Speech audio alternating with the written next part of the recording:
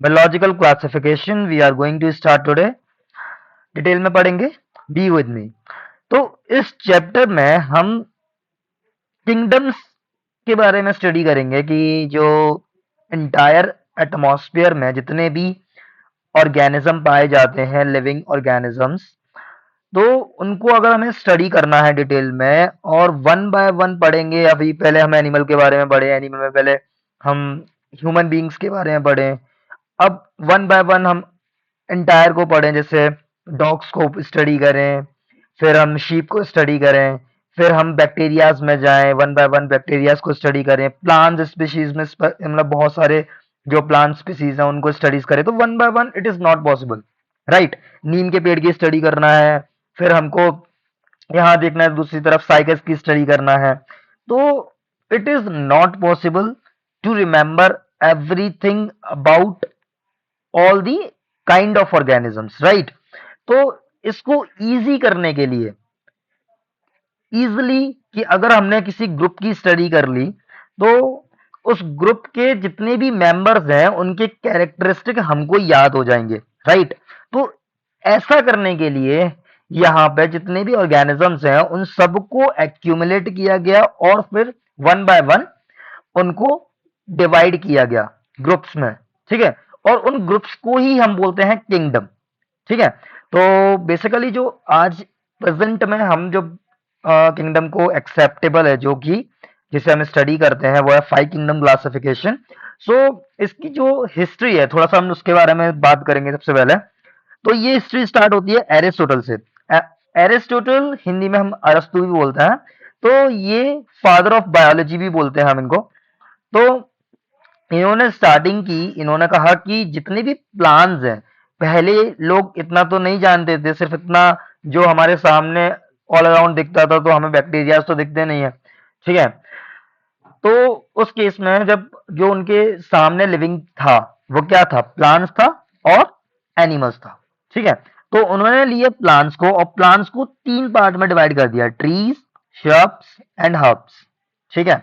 उसके बाद में उन्होंने कहा कि जो दूसरे काइंड ऑफ ऑर्गेनिजम्स होते हैं वो होते हैं एनिमल्स, और उनको उनने दो पार्ट में डिवाइड किया ऑन दी बेसिस कि आरबीसी प्रेजेंट है और आरबीसी प्रेजेंट नहीं है, दैट डिड नॉट। मतलब देखो, इन्होंने क्या किया कि एनिमल्स को दो पार्ट में डिवाइड किया, एक वो जिसमें आरबीसी प्रेजेंट है, आरबीसी प्रेजेंट है, और एक वो जिसमें आरबीसी प्रेजेंट नहीं है, रेड ब्लड सेल प्रेजेंट नहीं है। तो इन्होंने दो ग्रुप्स बना दिए, ठीक है। तो इस तरह से इन्होंने एनिमल्स को डिवाइड किया और प्लांट्स को कैसे क्लासिफाई किया, ट्रीज जो कि बहुत साइज में बड़े होते हैं, ठीक है, as compare to shrub and herbs, ठीक है। और जो दूसरे काइंड लिया उन्होंने वो लिया श्रब्स, और उससे भी छोटा हर्ब्स, हर्ब्स जो ज्यादा छोटे होता है, ठीक है। लेकिन इस तरह से स्टडी करना, कि हम जानते हैं, अगर हमने हमारा मेन मोटिव क्या था कि अगर हम ग्रुप्स की स्टडी कर लें तो उनके हर एक ऑर्गेनिज्म की स्टडी भी हो जाए। अगर हम सारे ऐसे एनिमल्स जिनमें आरबीसी नहीं है, और अगर हम किसी एक फीचर की बात करें कि उन पर्टिकुलर एक एनिमल जिसमें आरबीसी नहीं है, वो मान लो वो यहाँ पे, ठीक है, बोन्स की बात कर लेते हैं कि हॉलो बोन्स है, ठीक है,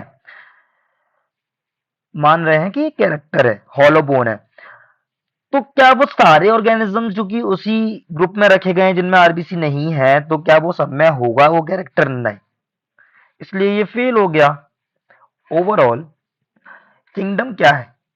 किंगडम ग्रुप्स है ताकि हम बेटर तरीके से स्टडी कर पाए। सो टू किंगडम क्लासिफिकेशन जो शुरुआत हुई, तो कैरोलस लीनियस साइंटिस्ट है, इन्होंने यहाँ से स्टार्टिंग की, सबसे पहले टू किंगडम क्लासिफिकेशन दिया। इन्होंने पूरे एंटायर जो ऑर्गेनिजम्स हैं उनको दो पार्ट में डिवाइड किया, प्लांटी एंड एनिमेलिया। तो यहाँ पे इन्होंने जितने भी इनको प्लांट्स मिले उन सबको प्लांटी में रख दिया, और जितने भी एनिमल्स दिखे उन सबको एनिमल में रख दिया, ठीक है।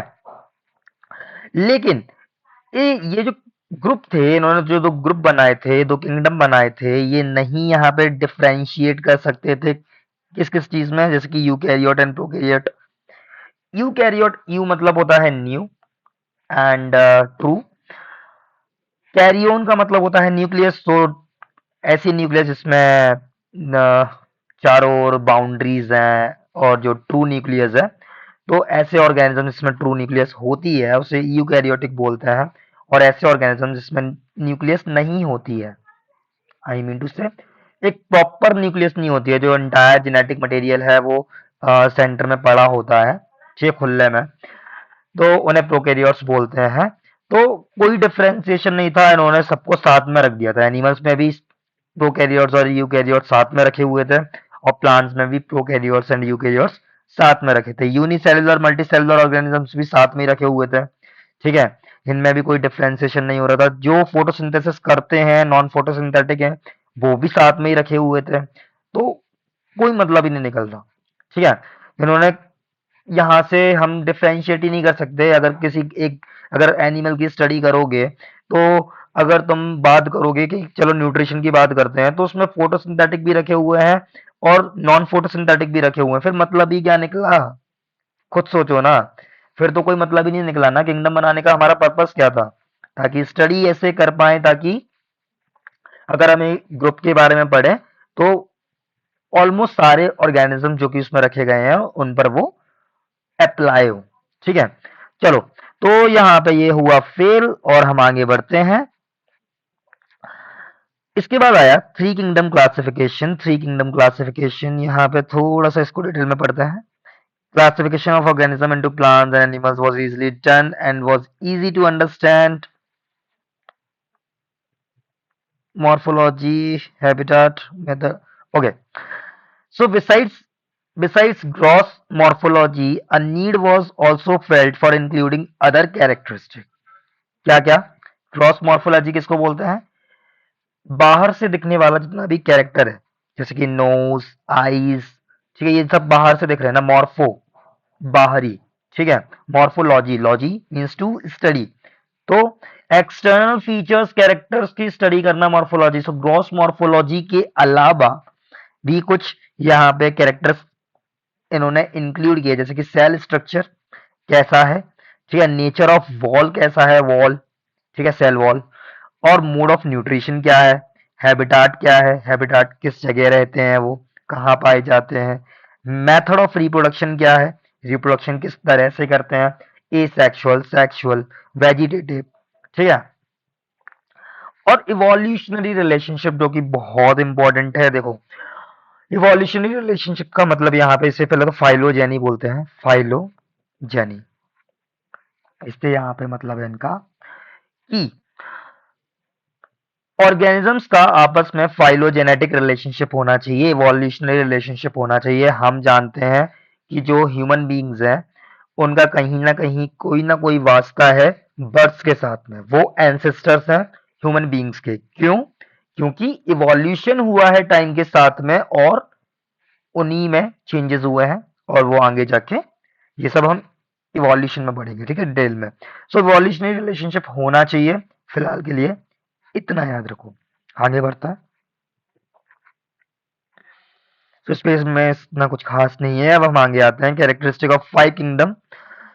उससे पहले यहाँ पे two kingdom, three kingdom, four kingdom, five kingdom पर आने से पहले हम जरा टू किंगडम की बात कर लेते हैं। Two kingdom classification was given by Carolus Linnaeus, जिसके बारे में ऑलरेडी पीछे बता दिया। प्लांटी एंड एनिमिलिया में उनको डिवाइड किया था। थर्ड है यहाँ पे नीड हुई, मैंने बता ही दिया पहले कि स्टडी नहीं कर पा रहे थे प्रॉपरली, तो यहाँ पे सबसे पहले जो ऐड हुआ वो था प्रोटिस्टा, ठीक है। प्रोटिस्टा ऐड किया। प्रोटिस्टा में वो सारे ऑर्गेनिज्म रख दिए गए जो कि यूनिसेलुलर थे, ठीक है। और यूकैरियोटिक भी रखे यहाँ इसी में, और इसी में प्रोकैरियोटिक भी रखे, बट यूनिसेलुलर को उठा के इसमें प्रोटिस्टा में रख दिया, ठीक है। अब यूनिसेलुलर तो रख दिया अब, लेकिन यहाँ पे डिफरेंशिएशन नहीं हो पा रहा कि प्रोटिस्टा में यूकैरियोटिक और प्रोकैरियोटिक दोनों ही साथ में रखे हुए थे। तो इसको भी प्रॉपर तरीके से स्टडी करने के लिए मोनेरा बनाया गया फोर किंगडम क्लासिफिकेशन में। जो थ्री किंगडम क्लासिफिकेशन था वो दिया गया अर्नस्ट हैकेल और four kingdom classification was given by Copeland LNT. ठीक है, सो कोपलैंड ने यहाँ पे मोनेरा इंक्लूड किया और हैकेल ने यहाँ पे प्रोटिस्टा इंक्लूड किया, थ्री किंगडम क्लासिफिकेशन दिया। कोपलैंड ने फोर किंगडम क्लासिफिकेशन दिया। मोनेरा इंक्लूड करने से ये फायदा हो गया कि अब मोनेरा में जितने भी यूनिसेलुलर प्रोकैरियोट्स थे उनको रख दिया, प्रोटिस्टा में जितने भी यूनिसेलुलर यूकैरियोटिक्स थे यूकैरियोट्स उनको रख दिया। ठीक है, और फिर फाइव किंगडम क्लासिफिकेशन आया जो कि आज सबसे ज्यादा एक्सेप्टेबल है, जो कि आर एच विटेकर ने 1969 में दिया था। ठीक है, यहाँ पर उन्होंने जो नया किंगडम इंक्लूड किया वो था फंजाई। ठीक है, फंजाई में इन्होंने सारे मल्टीसेलुलर ऑर्गेनिजम्स को रख दिया, सारे नहीं, मल्टीसेलुलर ऐसे ऑर्गेनिजम्स जो कि कुछ कुछ कैरेक्टरिस्टिक सिमिलर शो कर रहे थे। ठीक है, तो यहाँ पे पहला किंगडम है Monera, protista, fungi, Plantae, animalia. Monera किन्ने दिया था? कोपलैंड ने फोर किंगडम क्लासिफिकेशन में। प्रोटिस्टा किन्होंने दिया था? हैकेल ने, Ernst Hückel, three kingdom classification में। ठीक है, अब पहले इस टेबल के थ्रू जाते हैं, थोड़ा सा ज्यादा डिटेल में समझ पाएंगे। सबसे पहले बात करते हैं सेल टाइप। मैंने बता दिया मोनेरा में जब सारे प्रोकैरियोट्स रखे गए थे कि उनमें जो ट्रू न्यूक्लियस होती है वो प्रेजेंट नहीं होती है। प्रोटिस्टा में सारे यूकैरियोट्स रख दिए थे, फंजाई में भी यूकैरियोट्स हैं, प्लांटी में भी यूकैरियोट्स हैं और एनिमेलिया में भी यूकैरियोट्स हैं। ठीक है, अब सेल वॉल देख लेते हैं। सेल वॉल मोनेरा में नॉन सेल्यूलोजिक होती है, मतलब सेल्यूलोज की सेल वॉल यहाँ पे प्रेजेंट नहीं है, बट सेल वॉल होती है, यस, बट सेल्यूलोज की नहीं है तो किसकी है? पॉलीसैकेराइड, मतलब शुगर होती है, शुगर की बनी होती है पॉलीसैकेराइड। ठीक है, और अमाइनो एसिड, प्रोटीन नेचर भी होता है, इन दोनों से मिलकर बनती है अमाइनो एसिड और पॉलीसैकेराइड से मिलकर बनती है मोनेरा की सेल वॉल। प्रोटिस्टा में भी होती है बट कुछ में नहीं भी होती है, डिटेल में पढ़ेंगे आगे। फंजाई में जो सेल वॉल होती है वो काइटिन की होती है, बहुत इंपॉर्टेंट है, याद कर लो। प्लांटी में हम बचपन से पढ़ते आ रहे हैं सेल्यूलोज की होती है और एनिमेलिया में सेल वॉल नहीं होती है। ठीक है, बचपन से पढ़ते आ रहे हैं, इस चीज को भी याद रखना। Nuclear membrane.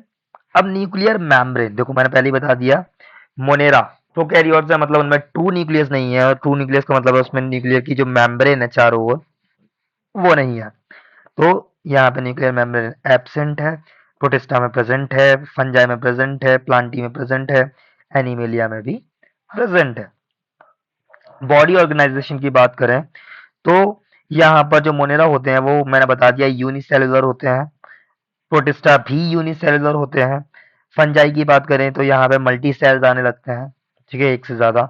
लूज, जब मतलब ग्रुप ऑफ सेल्स जो similar type kind of function करते हैं उनको हम टिश्यू बोलते हैं, तो लूज टिश्यू बनाने लगते हैं। ठीक है, फंजाई में यहाँ पे टिश्यू और टिश्यू, बहुत सारे टिश्यूज मिलकर आपस में ऑर्गन बनाते हैं, तो प्लांट्स में हमें ऑर्गन सिस्टम देखने को मिलता है, ऑर्गन सिस्टम नहीं ऑर्गन्स देखने को मिलता है।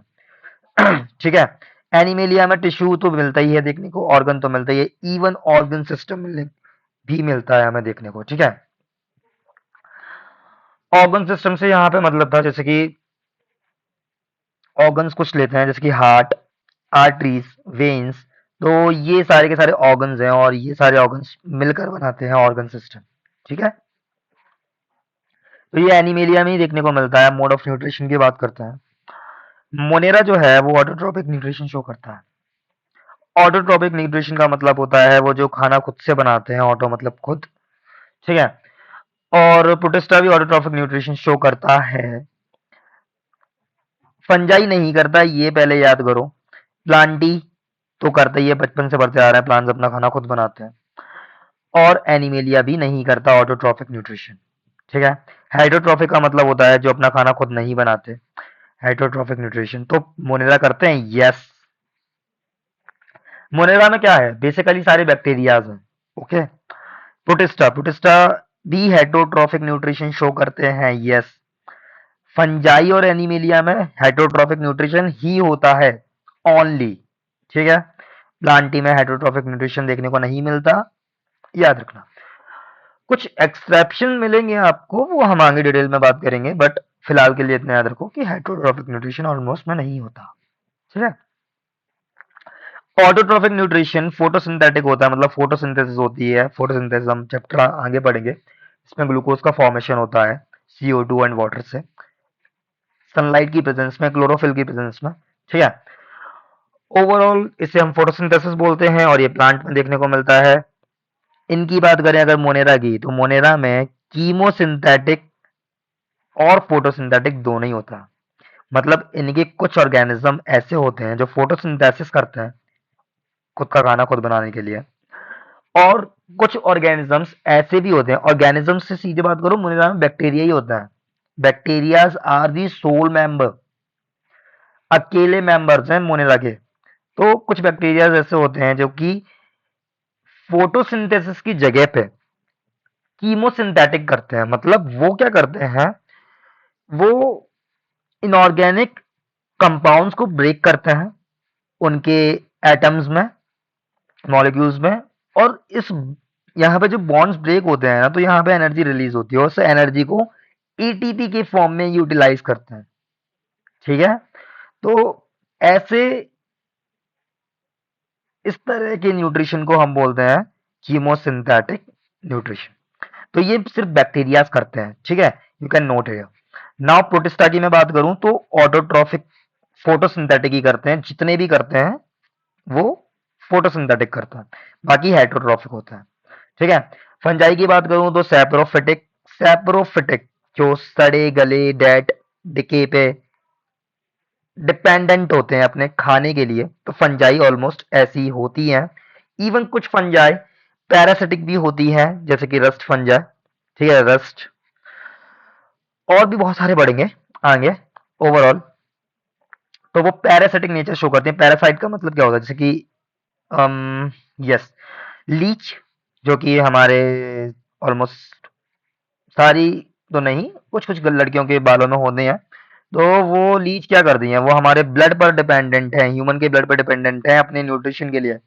तो ये इसको इस तरह के न्यूट्रिशन को हम बोलते हैं क्या, parasitic nutrition. Cool. Now plants की बात करें, कर ही लिया ऑलरेडी। एनिमेलिया की बात करते हैं, इनमें होलोजोइक न्यूट्रिशन पाया जाता है। होलोजोइक न्यूट्रिशन का मतलब होता है अपने खाने को खुद लेना, बनाना नहीं, खुद लेना, गलेट के थ्रू। इनमें गलेट होती है, गलेट आगे बढ़ेंगे डाइजेस्टिव सिस्टम में। ठीक है, सैप्रोफिटिक न्यूट्रिशन अभी बताया था, डेड एंड डिके पे भी कुछ एनिमल्स डिपेंडेंट होते हैं। ठीक है, तो ये न्यूट्रिशन की बात हो गई। अब हम नेक्स्ट वीडियो में आगे चैप्टर की बात करेंगे। थैंक यू सो मच, बने रहो।